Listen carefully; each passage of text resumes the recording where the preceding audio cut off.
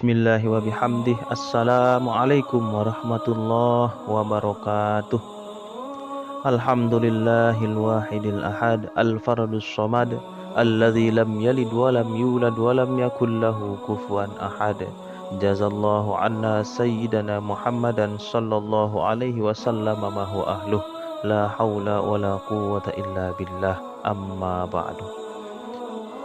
Para pendengar channel Dalang Takdir rahimakumullah, pada kesempatan kali ini Al-Fakir akan melanjutkan pembahasan dari kitab Al-Hikam karangan Syekh Ibnu Athaillah As-Sakandari, yaitu Kaifa Yushraqu Qalbun Suwarul Akwani Muntabi'atun Fi Mir'atihi Am Kaifa Yarhalu ilallah wa huwa mukabbalun bisyahwatihi am kaifa yatma'u ay yadkhula hadratallahi wa huwa lam yatatahhar min janabati ghaflatihi am kaifa yarju ay yafhama daqa'iqal asrari wa huwa lam yatub min hafawatih. Bagaimana akan dapat bercahaya hati seseorang yang gambar dunia terlukis di dalam cermin hatinya? Bagaimana berangkat menuju kepada Allah padahal ia masih terbelenggu oleh nafsu syahwatnya? Bagaimana akan dapat masuk menjumpai Allah Subhanahu wa ta'ala padahal ia belum bersih dari kelalaiannya? Bagaimana ia berharap akan mengerti rahasia yang halus dan tersembunyi padahal ia belum taubat dari kekeliruan dan kesalahan-kesalahannya? Dalam hikmah ke-13 ini menjadi kelanjutan hikmah sebelumnya yang menerangkan tentang pentingnya uzlah, sedangkan hikmah ke-13 ini memperingatkan uzlah jasad atau tubuh atau fisik saja tidak akan ada artinya jika hatinya tidak ikut beruzlah. Hatinya masih bebas dan dipenuhi oleh 4 perkara. Yang pertama adalah gambaran, ingatan, keinginan terhadap benda dunia seperti harta, wanita, pangkat dan jabatan, dan lain sebagainya. Kemudian yang kedua, syahwat, keinginan yang melupakan Allah. Kemudian yang ketiga, kelalaian dari zikir kepada Allah Subhanahu wa ta'ala.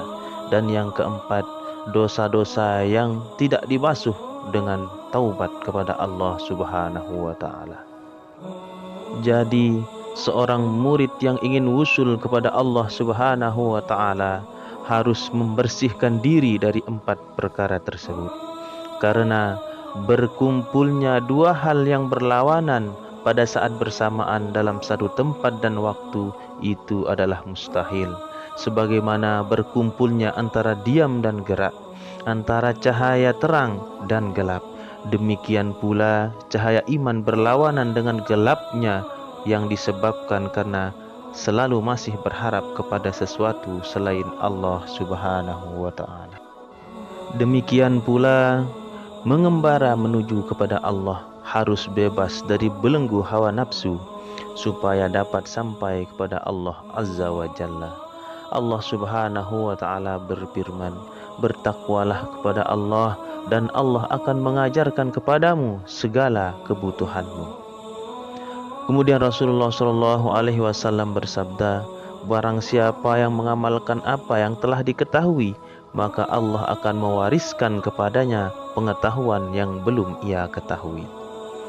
Imam Ahmad bin Hanbal radhiyallahu anhu bertemu dengan Ahmad bin Abi Hawari dan berkata, ceritakanlah kepada kami apa-apa yang pernah engkau dapat dari gurumu Abu Sulaiman.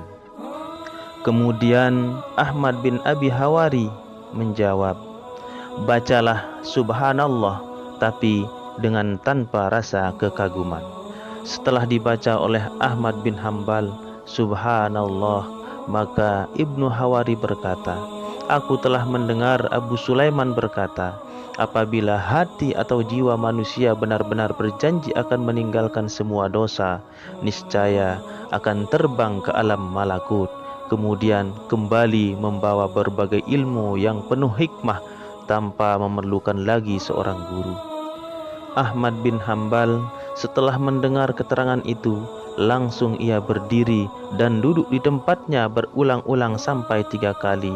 Kemudian berkata, belum pernah aku mendengar keterangan serupa ini sejak aku masuk Islam. Ia sungguh merasa puas dan sangat gembira menerima keterangan itu. Lalu ia membaca hadis, man amila bima alima warasahullahu ilma ma lam ya'lam. Barang siapa yang mengamalkan apa yang telah diketahuinya, maka Allah akan mewariskan kepadanya pengetahuan yang belum ia ketahui. Wallahu a'lam. Sekian, apabila ada kekhilafan, kekurangan dalam penyampaian Al-Fakir, itu semata-mata kekurangan dari Al-Fakir pribadi. Dan apabila ada manfaat dan faedahnya, itu datangnya dari Allah Subhanahu wa ta'ala. Wallahul muwafiq wal hadi ila sabilir rasyad. Wassalamualaikum warahmatullahi wabarakatuh.